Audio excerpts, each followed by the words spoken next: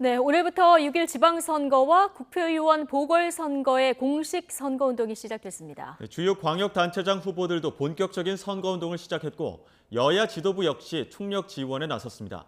자세한 내용 국회 취재기자 연결해 알아보겠습니다. 이경국 기자. 네, 국회입니다.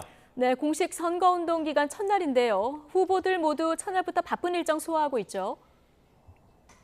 네, 그렇습니다. 주요 광역단체장 후보들 이른 새벽부터 곧장 선거운동을 시작했습니다.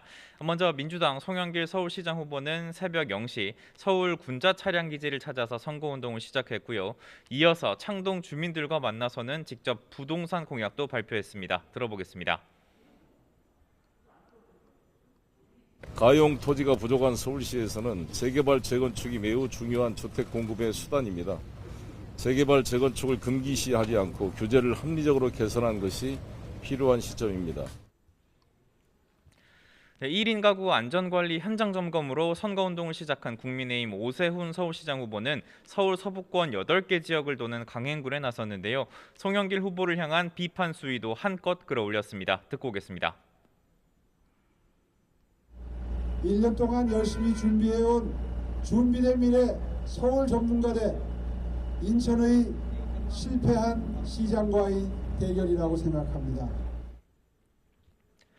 최대 격전지로 꼽히는 경기지사 선거에 나선 민주당 김동연 후보와 국민의힘 김은혜 후보도 한 표를 호소했는데요. 이어서 들어보겠습니다. 경기도 선거에서 이겨야지 윤석열 정부의 오만과 폭주를 견제하는 전국 지방선거에서의 승리를 우리가 이끌 수 있습니다. 아침에 고된 출근길, 고된 퇴근길, 내 집 마련의 힘든 그 여정을 제가 이제 낫게 해드리겠습니다.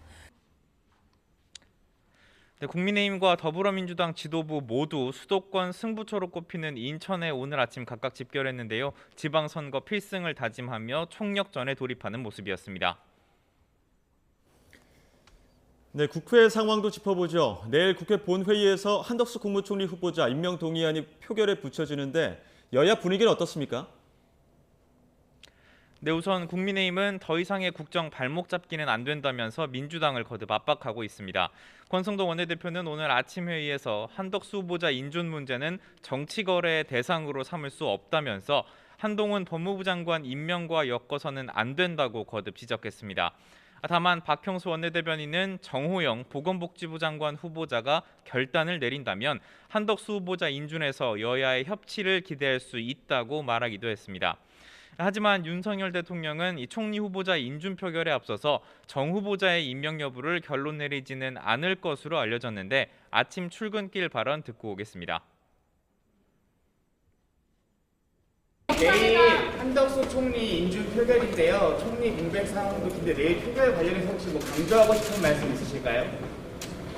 특별한 거 없습니다.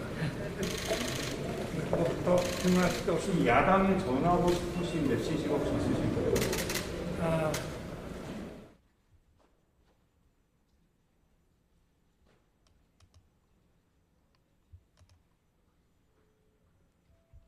네, 민주당의 고심은 깊어지고 있는 상황입니다. 박홍근 원내대표는 이 한덕수 후보자가 총리로 등극하기에는 공과사의 경계를 스스로 무너뜨렸다면서 강경한 입장을 밝혔는데요. 다만 당내에서는 지방선거 전국인 만큼 민심의 역풍을 고려해야 한다는 신중한 목소리도 이어지고 있습니다.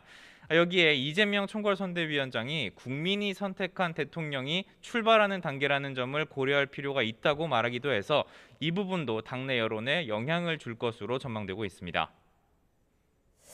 자, 윤석열 대통령의 아침 출근길 발언을 전해드리며 상식에 따라서 잘 처리해 줄 것으로 생각하고 있다. 자, 오늘 이런 발언을 했습니다. 자, 그리고 오전부터 국회 예산결산특별위원회 정책 질의도 진행 중인데요. 한동훈 법무부 장관을 두고 격론이 이어졌어요. 네, 그렇습니다. 국회 예결위가 59조 4천억 원 규모의 윤석열 정부 첫 추경안 심사와 관련해서 오늘부터 이틀간의 종합 정책 질의를 시작했습니다. 그런데 질의 과정에서는 어제 임명된 한동훈 법무부 장관을 향해서 민주당 의원들의 맹공이 이어졌는데요. 예결위 현장 직접 보고 오겠습니다. 윤석열 대통령과 협치는 특수부 검사들하고만 협치를 하고 있어요. 이게 진정한 협치입니까?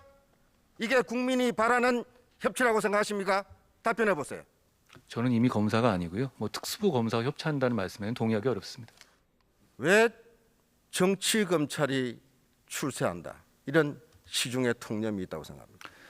제가 한번 말씀드렸지만 지난 3년이 가장 심했다고 생각하고요. 그런 과오를 범하지 않기 위해서 제가 최선을 다할 생각입니다. 네, 예결위에서는 이와 함께 기재부의 올해 초과 세수 예측에서 큰 추계 오류가 발생한 것을 두고도 야당 의원들의 거센 지적이 잇따랐습니다. 지금까지 국회에서 전해드렸습니다.